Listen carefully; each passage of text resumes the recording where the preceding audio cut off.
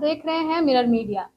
दिशोम गुरु शिबू सोरेन के निधन से पूरे झारखंड ही नहीं बल्कि पूरे देश में और वैसे लोग जो लोग दिशोम गुरु को भली भांति जानते थे और उनके संघर्षों से वाकिफ थे, उन सभी के बीच में शोक और दुख की लहर थी। और इस वक्त हमारे साथ मौजूद हैं जेएमएम के जिला अध्यक्ष, जो कि 4 बार जिला अध्यक्ष रह चुके हैं अपने कार्यकाल में, रमेश टुडू जी। हम इन्हीं से सीधे बातचीत करेंगे और जानने का प्रयास करेंगे कि क्या कुछ उनके संघर्ष रहे हैं, दिशोम गुरु के संघर्ष रहे हैं और किस तरह से अपने कार्यकाल में इन्होंने उनको जानने का इन्हें मौका मिला है। सर, कैसा कार्यकाल था आपका उनके साथ में जब आपने काम किया? देखिए, जब झारखंड मुक्ति मोर्चा का गठन नहीं हुआ था उस समय यहाँ पर सोनो संथाल समाज एक सामाजिक संगठन चला करता था और अभी भी वो है। और गुरुजी उस समाज को सींचने का काम किए।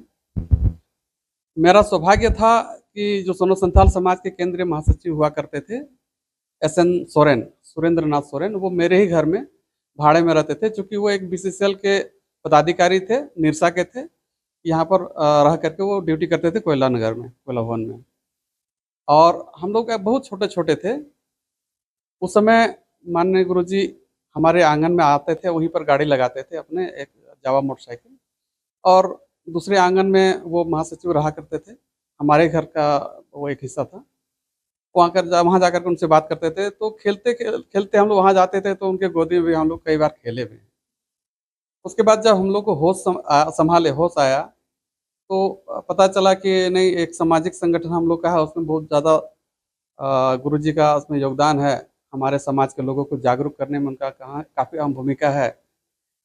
उन्होंने पूरे धनबाद जिले में समाज के लोगों को जगाने का और संघर्ष करने का उन्होंने काम किया। तो निश्चित रूप से हम लोग भी, क्योंकि बराबर आते थे, अक्सर आना जाना रहता था। मेरे पिताजी लोग भी उस सामाजिक संगठन से जुड़े हुए थे। तो हम लोग भी जब होश संभाले तो समाज में हम लोग भी जुड़े, और समाज में जुड़ने के बाद हम लोग भी सामाजिक काम करने लगे।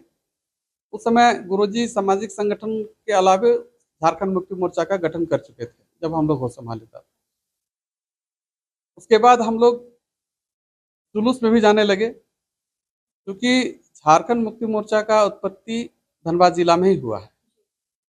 और खास करके जितने भी आंदोलन हुआ करते थे जिले में, तो तेलीपड़ा, जहां हमारा घर है, तेलीपड़ा और सराय ढेला, ये 2 ठो यहाँ पर स्पॉट था जहां से लोग ज़्यादा से ज़्यादा जुट करके आंदोलन को हम लोग सफल करते थे। तो यहाँ पर गुरुजी का काफ़ी आना जाना और उठना बैठना रहा है। यहाँ के लोगों के साथ सबका जुड़ाव रहा है।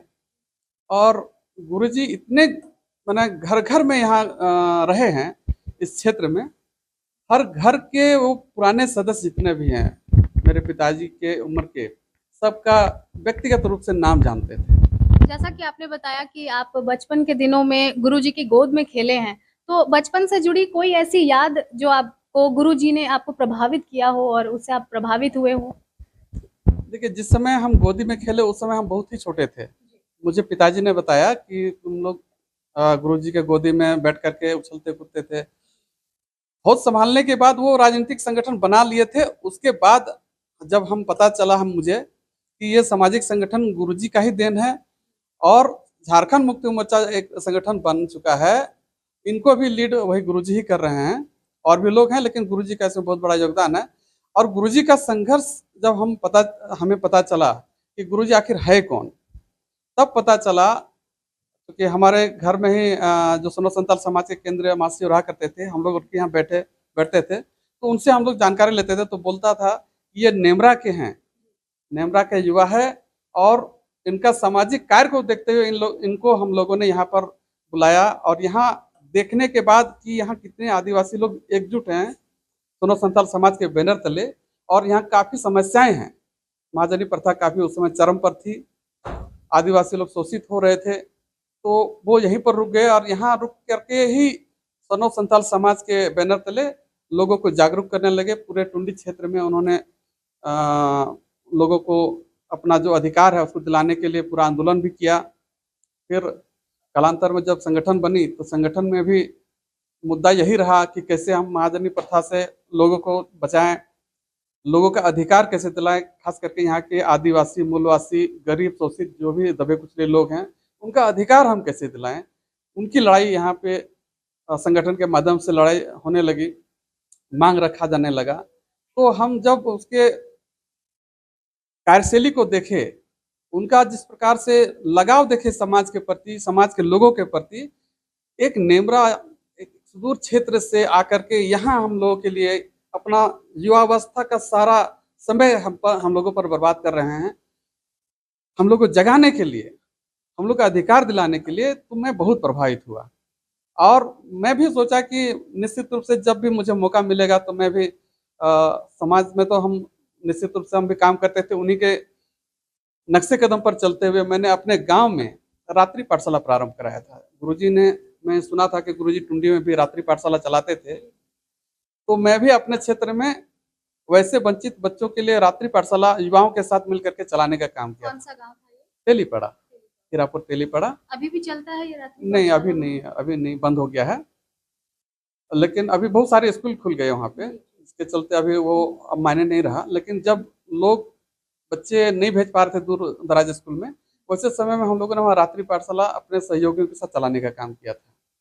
और इतना प्रभावित हुए कि बाद में हम संगठन से भी जुड़े, कि लोग जब भी जुलूस जाते थे तो हमारे गांव से भी जाते थे, मेरे पिताजी भी जाते थे, तो बाद में हम भी जाने लगे धीरे धीरे। और जब मेरा सामाजिक काम को लोगों ने देखा, तो समाज के अलावे मुझे संगठन से लोग जोड़ने का काम किए। सब युवा बोले कि नहीं भाई, आप संगठन में कोई पद लीजिए। तो मैं सबसे पहले महानगर में, नगर में, उसमें नगर हुआ करता था, नगर समिति में मुझे अध्यक्ष का पद दिया गया। मेरे समय में उस समय 10 दावेदार थे अध्यक्ष के लिए। जब मेरा नाम गया तो सबने अपना नाम वापस लिया और सर्वसम्मति से मुझे अध्यक्ष बनाया गया। मेरा सौभाग्य है, लोगों का प्यार है कि, और गुरुजी का आशीर्वाद है कि मुझे हर समय जब जब भी कोई पद हम दावा किए, मुझे निर्विरोध चुना गया। और मैंने अपना सारा जो कार्य है गुरुजी के मार्गदर्शन पर, उनके निर्देश पर हमने लोगों का सेवा किया। आज भी मैं कर रहा हूँ। मैं 4 टर्म का जिला अध्यक्ष रहा, चूँकि संगठन में 3 बार का ही नियम है, मुझे अतिरिक्त 1 बार मिला था और मौका। लेकिन अभी मुझे केंद्र में दायित्व दिया गया, केंद्र समिति का सदस्य हूँ। अभी भी मैं हर समय जहाँ पर भी जरूरत पड़ती है, गुरुजी के मार्गदर्शन में चल करके लोगों की सेवा करने का हम लोग काम करते रहे हैं। और निश्चित रूप से गुरुजी के जाने के बाद एक खालीपन, एक निराशा दिल में आया है। ताकत के रूप में हम लोग संजोने का काम कर रहे हैं, उनको भुलाया तो नहीं जा सकता। गुरुजी की वो कौन सी ऐसी बातें हैं जो आज के युवाओं को भली भांति अपने जीवन में लाने की जरूरत है? देखिए, गुरुजी एक ऐसे संघर्षशील युवा थे, उन्होंने समाज के लिए अपना जीवन को न्यौछावर किया। अभी युवा तो समाज के लिए न्यौछावर नहीं कर सकते हैं, लेकिन मैं कहना चाहूँगा युवाओं से कि यदि हम समाज को ही संभाल नहीं पाएंगे, समाज को ही हम अच्छा नहीं रख पाएंगे, समाज में हम सामाजिक नहीं रह पाएंगे, तो निश्चित रूप से हमारा समाज बिगड़ेगा। और जो आए दिन समाज में जो कुरीतियां फैल रही है, या जो भी गतिविधियां हो रही है, जिसको असामाजिक हम लोग कह सकते हैं, वो बढ़ेगी।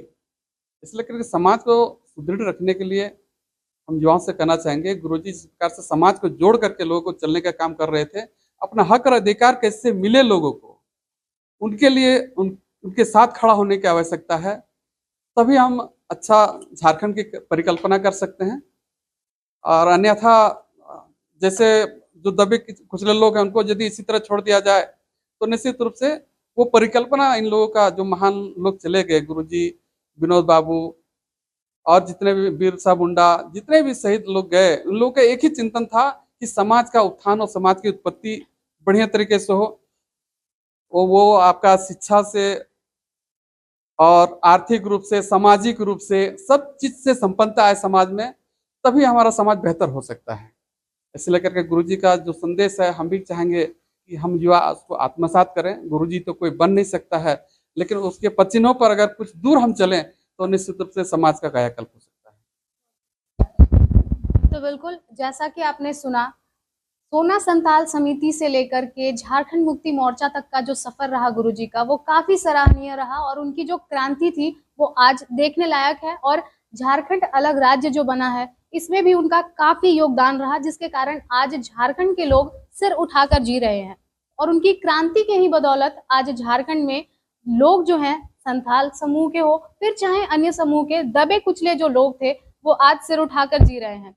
और इसी के साथ इन्होंने यह भी बताया कि जिस तरह से गुरुजी का जो योगदान रहा है झारखंड राज्य के निर्माण के समय में, जिस तरह से उन्होंने क्रांति लाई और जिस तरह की उनकी भावना रही है समाज कल्याण को लेकर के, अगर आज के युवा उन चीजों को अपना लें अपने जीवन में, तो हमारा देश जो है वो काफी हद तक प्रगति कर सकता है।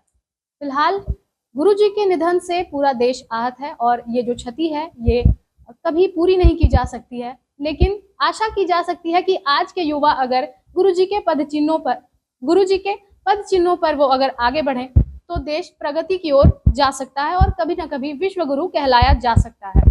फिलहाल इस तरह के तमाम अपडेट्स हम आप तक यूं ही पहुंचाते रहेंगे। तब तक के लिए बने रहें मिरर मीडिया के साथ। सहयोगी नितेश के साथ प्रिया पांडे।